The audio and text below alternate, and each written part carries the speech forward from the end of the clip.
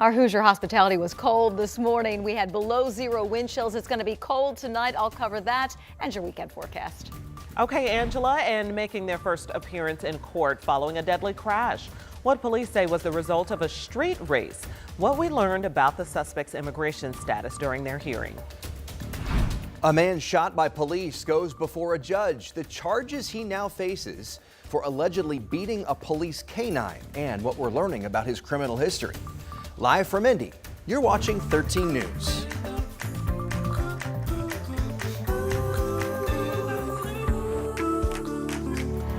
Now at 5, it's going to be a cold Friday night across central Indiana. Yeah, you'll want to bundle up if you're heading out to do some shopping maybe on this last weekend before Christmas. And take a look. It's now 30 degrees colder in some places across central Indiana than it was this time yesterday. Thanks for joining us tonight at 5. I'm Dustin Groven for Anne Marie. And I'm Felicia Lawrence. We're in the Weather Center tonight with Angela Buckman, who has a look at your weekend forecast. The weekend is finally here after having 5 Fridays.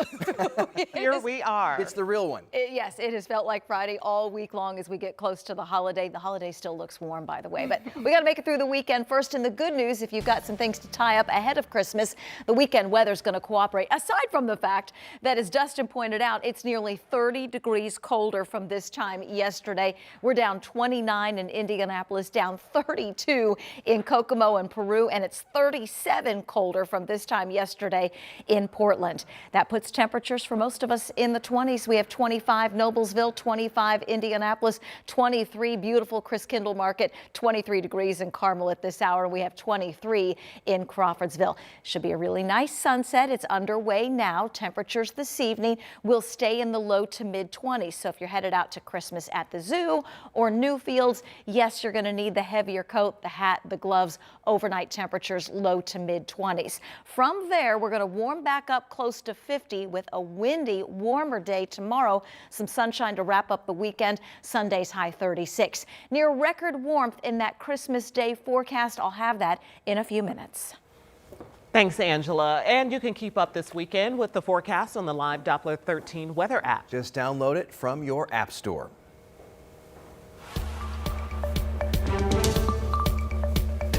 The two men charged in a deadly hit-and-run crash while allegedly street racing are back behind bars tonight after making their first court appearance just hours ago. Rich Nye had his camera in the courtroom when the judge set bail, but then told the men why they will not be getting out of jail. 21-year-old Angel Asuvaldo Franco is the alleged driver of a Ford Mustang that hit a Chevy pickup truck at the intersection of Lyndhurst Drive and Vermont Street just after 8 a.m. on December 11th. You see a white car also speed through the intersection in this surveillance video. 18-year-old Ricardo Martinez Valadez was allegedly street racing with his stepbrother in the Mustang. The pickup truck burst into flames. The driver died in the crash. Family tells us 38-year-old Saturnino Gracia was a father and worked in maintenance for a property company. A woman who identified herself as Gracia's partner attended the initial hearing with her son and told me many people are grieving a great loss. Court records say that this home surveillance video shows Martinez Valadez return to the scene after the crash in the white car. And that is allegedly Asuvaldo Franco getting into the car before they fled the crash scene. Asuvaldo Franco is charged with failure to remain in a crash resulting in death. Martinez Valadez is charged with assisting a criminal. Both are charged with reckless homicide, criminal recklessness with a deadly weapon, and driving with never having a license. Bond was set at $25,000 for the alleged driver of the Mustang, slightly less for his stepbrother. Bond has been set in the amount of $20,000 cash. In addition to the bond in this matter, you have a federal hold. So even if bond were posted, you wouldn't be released in this matter. The attorney for the two men asked for and was granted a bond review hearing scheduled for next week, but both men are on a federal hold, identified by ICE as undocumented immigrants.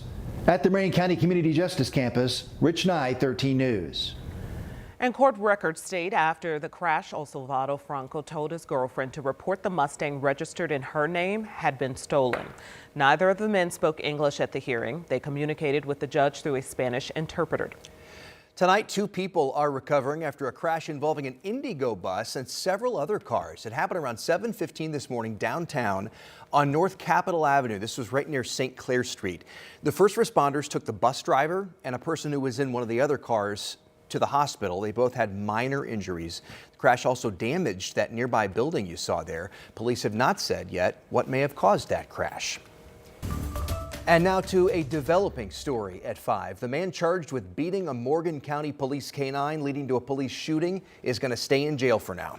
Felix Juarez Atuñez learned that during his initial hearing this afternoon, police say he hit the dog with a blunt object as deputies responded to a reported burglary. Our Ashton Hackman was in the courtroom this afternoon and has late details from Morgan County. Felix Juarez Atuñez called from his medical bed at jail. He was just released after being treated for the injuries he got in that police action shooting. Now, today we've learned that this is not the first time he has faced criminal charges. The Morgan County prosecutor tells me that Juarez Atuñez was actually charged in 2019 in North Carolina for allegedly driving drunk and causing a crash that killed 2 people. I've also confirmed he is in the country illegally and is from Honduras. Now, neither of those things are why he was in court today. This was his initial hearing, and it was much longer than most ones that we've covered. He at times refused to acknowledge the judge and was slumped over in his hospital bed. But the judge set his bail today at $500,000 cash plus $1 million surety bond, meaning that he will need $600,000 to get out of jail. But if he posts that, he won't be getting out anytime soon because ICE has put in a detainer hold. This was the scene last Monday. Morgan County Sheriff's deputies responded to that possible home break-in near Patton Lake. They reportedly found and confronted Juarez Atuñez. He allegedly refused commands from deputies before striking the canine unconscious. Police then shot Juarez Atuñez. This is the police canine Bullet. He was treated for his injuries after that shooting and thankfully is recovering. We filed our charges. That's the beginning of the system, and we'll do our job within the law to hold him accountable. His next court date is scheduled for February 9th. I did also reach out to the district attorney in North Carolina to see what happened with that drunk driving case and was told that they couldn't comment because of the case here in Morgan County. In Martinsville tonight, Ashton Hackman, 13 News. Thank you, Ashton. And the Morgan County prosecutor has also cleared the officers of any wrongdoing from the police action shooting. Yet another data center could be coming to central Indiana, and the developer is now asking for triple the amount of land than what they originally wanted. This is in Clinton County, just west of Frankfort. You'll get a better idea as the map zooms in. According to county officials, a firm representing a company called Logistics is now requesting more than 700 acres be rezoned from agricultural to light industrial.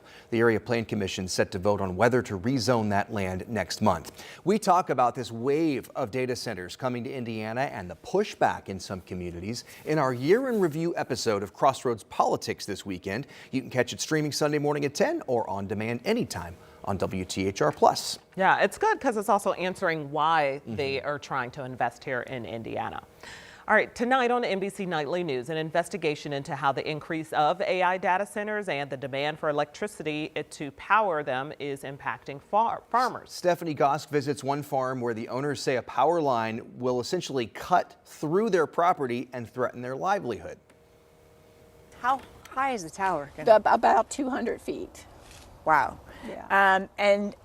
And it's going to change the area too, right? Don't they have to chop down Correct. trees? They will have to clear cut this old forest growth, 150 feet wide. Part of the beauty and the impact of our farm is taking this hayride. People just cherish that. It comes through a woods.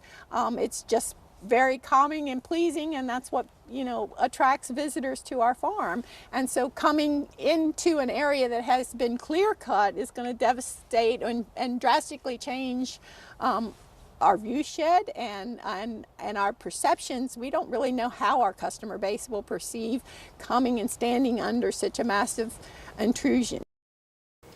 You can see Stephanie's full investigation at 6:30 on NBC Nightly News with Tom Yamas.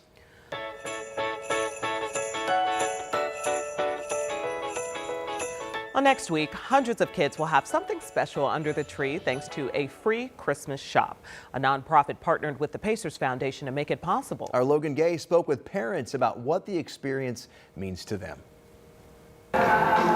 Here at the Voices Community Store, parents are picking out the perfect gift for their children, all with the help of a little community magic. Every December, nonprofit Voices Corp transforms its space into a Christmas workshop. Tables stocked with toys, gifts, and smiles, all free for parents to choose from for their children. At a time of year many families describe as overwhelming, Voices has a simple goal: protect dignity, ease the pressure, and bring back the joy of the season for kids and parents alike. It's really hectic and there's no time because I have to juggle between jobs and home. So coming here today is really a great blessing. So going to shops right now, you can't even find toys like these.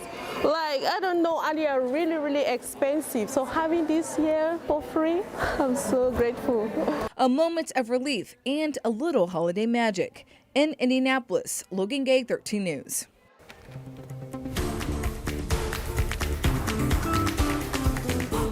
The Colts are in the holiday spirit and spreading some cheer all across central Indiana tonight. That's right. Take a look here. Blue was at the airport today along with the cheerleaders, but they weren't traveling anywhere. They were there to hand out some Colts-themed Santa hats and other merch to airport workers. This was not the only place they visited. They also stopped by fire stations, the police department, and Indigo. And after those stops, they all made a surprise stop at Ascension St. Vincent's main campus. They took this opportunity to thank the healthcare workers for all they do every day, and they, of course, passed out some more of those Santa hats to show their appreciation. Really fun. You need that light in a hospital at times. You do. And we all needed that hat on our head today. We sure did. Wind chills were sub-zero this morning, still feeling like the single digits and the teens, but I've got a warm Christmas forecast for you in a few minutes. Plus, traveling for the holidays. Why the weather on the East Coast may interrupt your plans this weekend. Plus, the Brownsburg High School Marching Band is heading to the Rose Parade. Yeah, what makes this a once-in-a-lifetime opportunity? After the break.